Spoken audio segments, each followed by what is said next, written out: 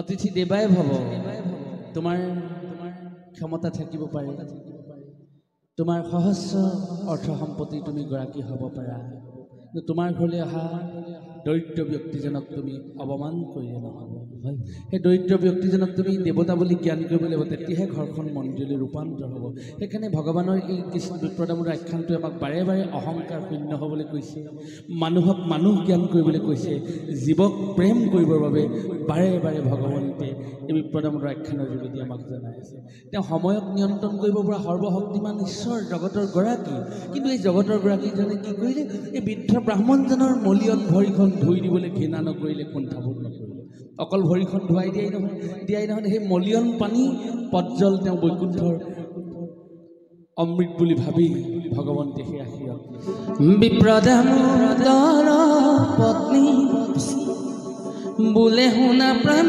স্বামী আমি অতি দৰিদ্ৰ ব্ৰাহ্মণ আমি অতি দৰিদ্ৰ ব্ৰাহ্মণ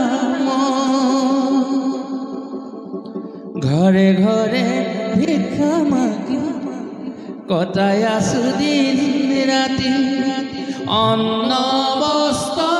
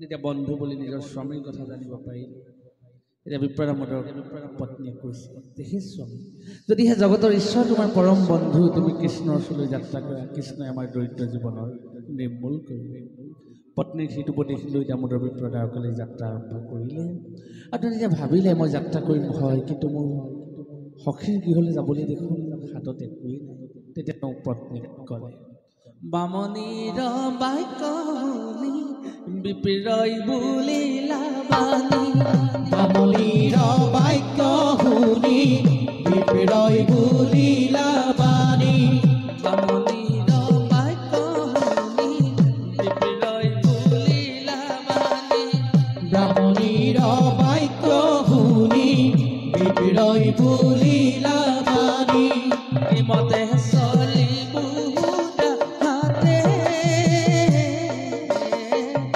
মতে চলি বুঢ়াতে অ আছে নদী চাউল চিৰা আনি মোৰ হাতে দিয়া নতু মই চলিব কি মতে অ প্ৰিয়ে নতু মই চলিব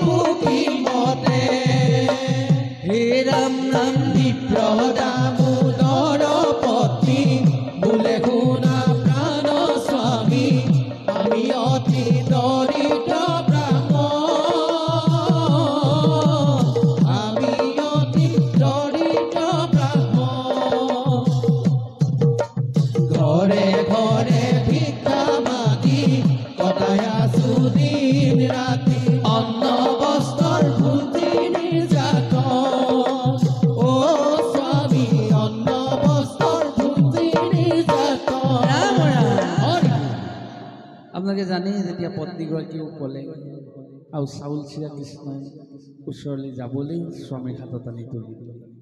এই ৰাম স্বামীৰ বচন শুনি বামনীয়ে দিলে আনি খুজি মাগি দিলে যতন হে ৰাম তাকে লৈ দামোদৰ অতি ৰংগ মনে দ্বাৰকানগৰে চলি যায়। অকল চাউল চিৰাকেইটা দিয়াতে পত্নীগৰাকী সীমাবদ্ধ হৈ থকা নাই। যিকেইটা দিন তেওঁ নিজৰ গৃহৰ পৰা দ্বাৰকালৈ আহোঁতে লাগিব, সেই দিনকেইটাত স্বামীক যিকেইটি বাটলাখতিৰ প্ৰয়োজন হ'ব, যিকেইটি সম্পদৰ প্ৰয়োজন হ'ব, সেইকেইটি সাধ্য অনুসাৰে নিজৰ দৰিদ্ৰ স্বামীৰ দৰিদ্ৰ পত্নীগৰাকীয়ে স্বামীক ব্যৱস্থা কৰি দিছে। কাণীৰত পুলি আনি দিলা বান্ধি বামনীয়ে দিলে যতন তাকে লৈ দামোদৰ অতি ৰংগ মনে দ্বাৰকানগৰে চলি যায়। দামোদৰ বিপ্ৰ দ্বাৰকালৈ যাত্ৰা অহে বিপ্ৰ যায় দ্বাৰকানগৰে হে বিপ্ৰ যায় দ্বাৰকানগৰে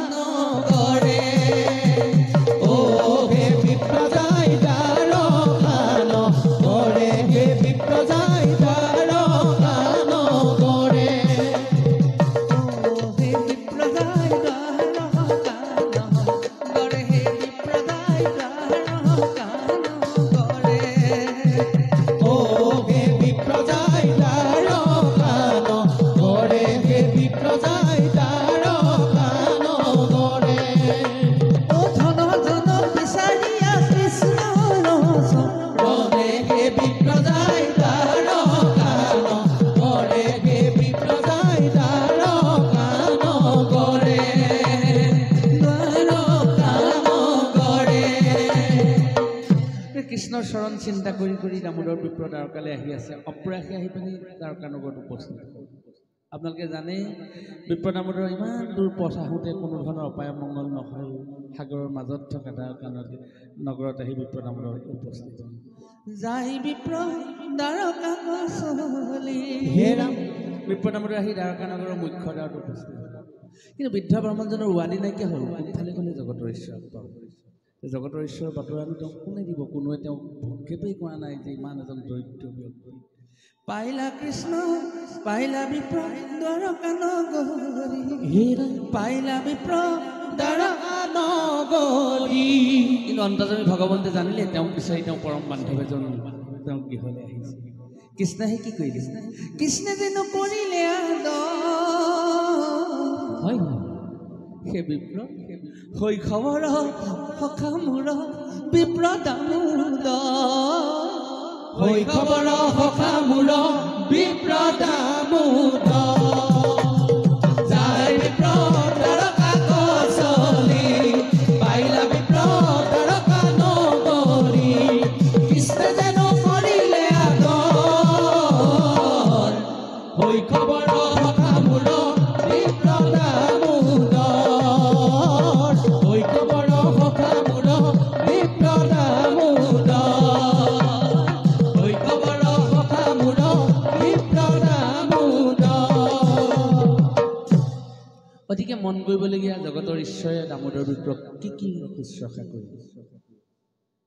অতিথি দেৱাই ভৱ, তোমাৰ ক্ষমতা থাকিব পাৰে, তোমাৰ সহস্ৰ অৰ্থ সম্পত্তি তুমি গৰাকী হ'ব পাৰা, কিন্তু তোমাৰ ঘৰলৈ অহা দৰিদ্ৰ ব্যক্তিজনক তুমি অপমান কৰিলে নহ'ব। সেই দৰিদ্ৰ ব্যক্তিজনক তুমি দেৱতা বুলি জ্ঞান কৰিব লাগিব, তেতিয়াহে ঘৰখন মন্দিৰলৈ ৰূপান্তৰ হ'ব। সেইকাৰণে ভগৱানৰ এই কৃষ্ণ বিপ্ৰ দামোদৰ আখ্যানটোৱে আমাক বাৰে বাৰে অহংকাৰ শূন্য হ'বলৈ কৈছে, মানুহক মানুহ জ্ঞান কৰিবলৈ কৈছে, জীৱক প্ৰেম কৰিবৰ বাবে বাৰে বাৰে ভগৱন্তে এই বিপ্ৰ দামোদৰ আখ্যানৰ যোগেদি আমাক জনাই আছে। তেওঁ সময়ক নিয়ন্ত্ৰণ কৰিব পৰা সৰ্বশক্তিমান ঈশ্বৰ, জগতৰ গৰাকী। কিন্তু এই জগতৰ গৰাকীজনে কি কৰিলে? এই বৃদ্ধ ব্ৰাহ্মণজনৰ মলিয়ন ভৰিখন ধুই দিবলৈ ঘৃণা নকৰিলে, কুণ্ঠাবোধ নকৰিলে। অকল ভৰিখন ধুৱাই দিয়াই নহয়, সেই মলিয়ন পানী পজ্জল তেওঁ বৈকুণ্ঠৰ অমৃত বুলি ভাবি ভগৱন্তে সেই আশীৰ্বাদ লৈছে। হে ৰাম পাৱ ধুৱাই কৃষ্ণদেৱে পদজল হে ৰাম। এই বৃদ্ধ ব্ৰাহ্মণজনক ভগৱন্তে নিজে ভৰি ধুৱাই পজ্জল হীৰত ল'লে। আকৌ কি কৰিলে? কাহানিও শুন নেদেখা ব্যক্তিজনক বহিবা কলা গীতাংক স্বৰ্ণ দিলা। বহিবলৈ আকৌ সোণৰ আসন দিলা। তেতিয়া বিপ্ৰদামে ভাবিছে মই মানুহটো ভাল হৈ আছো নাই, মই স্বাভাৱিকতে সপোন দেখা দি দেখিছে ভগৱানে ইমান মানুহক মৰম কৰিব পাৰেনে? মানুহ সদায় তেওঁ এজন বৃদ্ধ ব্ৰাহ্মণ, তেওঁ এজন দৰিদ্ৰ ব্ৰাহ্মণ, মানুহৰ সদায় তেওঁ কাহানিও ভাল মাত হয়তো নাপায় চাগে, সদায় তেওঁ ভিক্ষাবৃত্তি গ্ৰহণ কৰি কৰি ঘূৰি ফুৰে। গতিকে তেওঁ আজি যিটো বিচাৰি আহিছিলে ভগৱানে যেন তাতকৈ বহুত বেছি তেওঁক মৰম দিয়ে। বহিবাক লাগি তাংক স্বৰ্ণ এখন দিলে বিপ্ৰে যেন দেখিল হয় হয় হে কৃষ্ণ, তুমি সঁচাকে কৃষ্ণ। কৃষ্ণ সম বন্ধু মোৰ হৈব কৃষ্ণ বন্ধু মূৰ হৈব যায় বিপ্ৰ তাৰকা গছলি পাইলা বিপ্ৰ তাৰকা নগৰী কৃষ্ণ যেন কৰিলে আদৰ হৈ খবৰ সখা মূৰ বিপ্ৰ দামোদৰ হৈ খবৰ সখা মূৰ বিপ্ৰ দামোদৰ হৈ খবৰ সখা মূৰ বিপ্ৰ দামোদৰ। এই মতে বিপ্ৰদেৱ দ্বাৰকাত বঞ্চিলা কৃষ্ণৰ সান্নিধ্য পাই আনন্দ মিলিলা। গুৰু গৃহ নানা কথা আলোচ্য কৰিলা বিপ্ৰৰ গাহস্থ কথা কৃষ্ণে নুসুধিলা। এনেধৰণে ভগৱানৰ ঘৰত বিপ্ৰ দামোদৰ দিন বাগৰিলে। ভগৱানে বৰ মৰম চেনেহ কৰিলে, তেওঁ থাকি পৰম আনন্দ পালে। কিন্তু ইমান আনন্দৰ মাজতো তেওঁ চিংকৈ ধপংকৈ বুকুখন কেতিয়াবা বাজি যায়, কাৰণ তেওঁ ঘৰখনলৈ যেতিয়া মনত পৰি যায় তেওঁ ঘৰৰ পৰা সতী সন্তানে কেনেধৰণে অন্ন গ্ৰহণ কৰি জীয়াই আছে, কি অৱস্থা হৈছে, এই কথাটোৱে তেওঁক বাৰে বাৰে মানে অকণমান তেওঁক অস্বস্তি বোধ কৰে। কাৰণ তেওঁ গাহস্থ সংসাৰ আছে। সেইকাৰণে মাধৱদেৱে লিখিছে যে ব্ৰহ্মা আদি কৰি জীৱজত ৰাম ৰাম ৰাম মই মায়া সজ্জা মাজে আশ্ৰয় ঘুমতি যায়। তেওঁ ভগৱানৰ গৃহত থাকোঁতেও তেওঁ মায়াই বাৰে বাৰে নিজৰ ঘৰখনলৈ মনত পৰিছে। তেওঁ ভাবিছে প্ৰভুক কেতিয়া ক'ব ঘৰখনৰ দায়িত্বতাৰ কথা। পত্নীগৰাকীয়ে কৈছে কিবা এটা কৰাচোন, কৃষ্ণ যদি জগতৰ বন্ধু, জগতৰ ঈশ্বৰ যদি তোমাৰ বন্ধু, নিশ্চয় ভগৱানে আমাক এই দৰিদ্ৰতা অৱস্থাৰ পৰা নিৰ্মূল কৰিব। কিন্তু ভগৱানেতো গুৰুগৃহত যিখিনি ঘটনা পৰিঘটনা হ'ল সেইখিনি আলোচনা কৰিলে, গাহস্থ সংসাৰৰ বিষয়ে বিপ্ৰ দামোদৰৰ লগত আলোচনা নাই। বোলে হেৰা অন্তৰ্যামী হৰি পাছে সকলো জানিলা বিপ্ৰৰ চাউল চিৰা আপুনি খুজিলা। বাৰে বাৰে ভগৱানে সুধিছে তুমি মোলৈ কি আনিছা বান্ধৱী? বিপ্ৰ দামোদৰে কৈছে মই একো অনা নাই। কিন্তু আপোনালোকে জানে বিপ্ৰ দামোদৰৰ পৰা তেওঁ থপিয়াই আজৰি আনিছে। এৰা মাজুৰিয়া নিয়া কৃষ্ণে তাকলৈয়া খাইলে ৰুক্মিণী দেৱীয়ে আহি হাতত ধৰিলে। সেই মলিয়ন মোনাখনত নিয়া চাউল চিৰাকেইটা ভগৱানে নিজে আজৰি আনিলে আৰু তাক থপিয়াই গ্ৰহণ কৰিলে। তেতিয়া দামোদৰ বিপ্ৰৰ যেতিয়া চাউল চিৰাকেইটা ভগৱানে গ্ৰহণ কৰিছে আপোনালোকে জানেই, তেতিয়া আই মাতৃ লক্ষ্মী সদৃশ ৰুক্মিণী দেৱীয়ে প্ৰভুক আহি কৈছে প্ৰভু তুমি আৰু গ্ৰহণ নকৰিবা। কাৰণ প্ৰভুৱে যদি আৰু গ্ৰহণ কৰিলেহেঁতেন তেতিয়াহ'লে বিপ্ৰ দামোদৰক আৰু ভগৱানে কিবা দিব লগা হ'লহেঁতেন। গতিকে ইমানতে সীমাবদ্ধ থাকক সেই কথা ভাবি জগত মাতৃয়ে ঈশ্বৰক পালন কৰিলে। কিন্তু বিপ্ৰ দামোদৰে নাজানে কি ঘটনা দেখিছে, কাৰণ ঈশ্বৰৰ মহিমা কোনো দেৱ দেৱতাই নাজানে, ব্ৰহ্মাকে আদি কৰি সকলোৱে। কিন্তু মনৰ দুখ হ'ল বিপ্ৰ দামোদৰৰ। প্ৰভু চৰণত ভাবিছে যে তোমাৰ ওচৰলৈ যদি মই ভোগ বিচাৰি আহিলোঁ ভকত হৈ, কিন্তু সেইকাৰণে মোক তুমি কৃপা বৰ্ষণ নকৰিলা। মই যদি ভক্তি বিচাৰি আহিলোহেঁতেন তুমি মোক কৃপা দিলাহেঁতেন। প্ৰভু তুমি মোক এনে কৃপা বৰ্ষণ কৰা, ভপত্নীক তোমাৰ চৰণত যেন আমাৰ ঐশ্বৰ্য ভকতিয়ে থাকক, আমাক ঐশ্বৰ্য বিভূতি একো নালাগে। এদিন ভগৱানৰ চৰণৰ পৰা দামোদৰ বিপ্ৰই বিদায় ল'লে। মন দুখে বিপ্ৰদেৱে গৃহে চলি গৈলা জগত ঈশ্বৰে মোক একো তিনি দিলা। তথাপিতো কৃষ্ণ নাম মুখত নেৰিলা। তথাপিতো কৃষ্ণ নাম মুখত নেৰিলা। মন দুখে বিপ্ৰদেৱে গৃহে চলি গৈলা জগতৰ ঈশ্বৰে মোক একো তিনি দিলা।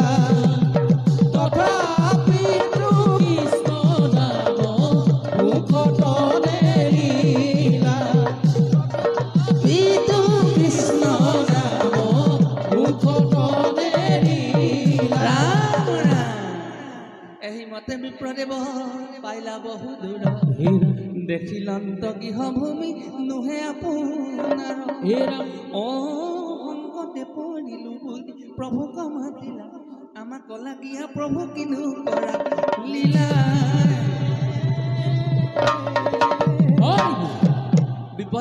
যেন লগে ভাগে আহে দামোদৰ বিপ্ৰক বিপদে লগেই এৰা নাই আহি এবাৰ দামোদৰ বিপ্ৰই নিজৰ ঘৰৰ সঠিক পথৰ সন্ধান পাহৰিলে তেওঁ এখন দৰিদ্ৰ গাঁৱৰ পৰা গৈছিল নিচলা গাঁৱৰ পৰা গৈছিল এজন অতিকে দৰিদ্ৰ ধাৰ্মিক ব্যক্তি কিন্তু তেওঁ ঘূৰি আহি দেখোন এখন আট্টালিকা থকা ডাঙৰ চহৰ এখনতে আহি পেলাই সোমাই পৰিলে তেতিয়া ভগৱন্তৰ চৰণত আকৌ তেওঁ শৰণাপন্ন হৈছে এই কাহিনী আমাক এই কথা কৈ যায় যে মূৰৰ ওপৰেৰে মানুহৰ ধুমুহা যাব পাৰে দুখ দুৰ্দশা আহিব পাৰে কিন্তু ধৈৰ্যই হ'ল পৰম সম্পদ ধৈৰ্য ধৰিব লাগিব সত্যৰ পৰা কোনো বিচলিত হ'ব নালাগিব তেতিয়া ভগৱানৰ কৃপা তেখেতৰ শিৰত পৰিশোধ হ'ব বিপ্ৰদামোদৰ ইমান দুখ আহিলে ওৰেতো জীৱন কৃষ্ণ কৃষ্ণ বুলি কৃষ্ণৰ চৰণতে আত্মনিবেদন কৰিলে পত্নীগৰাকীক বাৰে বাৰে কয় তুমি কি কৈছা কৃষ্ণ আছে কিন্তু কৃষ্ণই দেখোন সংকট সময়ত তেওঁক একো নিদিলে এতিয়া পত্নীৰ আগত মুখখন কেনেকৈ উলিয়াবগৈ পত্নীয়ে যদি তুচ্ছত আছিল নকয় কৃষ্ণ তোমাৰ সেয়াই নেকি বিপ্ৰদামোদৰে হয়তো প্ৰভুক প্ৰাৰ্থনা কৰিছে সেই প্ৰভু এই শব্দবান শুনা কৈ তুমি মোক মৃত্যুৱে দিবা তুমি যাতে মোক তেনে শব্দবান নোশুনোৱা তুমি মোক কৃপা বৰ্ষণ কৰিবা অথচ কৃষ্ণৰ চৰণতে আত্মনিবেদন কৰিলে কৃষ্ণক পাহৰি যোৱা নাই আমি আমাক কোনোবা মানুহজনে কিবা এটা দিম বুলি কৈ সময়ত নিদিলে তেওঁক ভাল পাব নোৱাৰোঁ গালিহে পাৰিব পাৰোঁ তেওঁক বেয়াহে পাব পাৰোঁ কিন্তু জগতৰ ঈশ্বৰক বিপ্ৰদামোদৰে কেতিয়াও এৰি দিয়া নাই সেইকাৰণে কোৱা হৈছে আমাৰ মানুহৰ শিৰত বহুত দুখ দুৰ্দশা আহিব পাৰে ধৈৰ্য হেৰুৱাব নালাগে ঈশ্বৰৰ চৰণক আত্মনিবেদন কৰিব লাগে হে ৰাম সংকটে পৰিলো বুলি প্ৰভুক মাতিল আমাক লাগিয়া প্ৰভু কিনো কৰা লীলা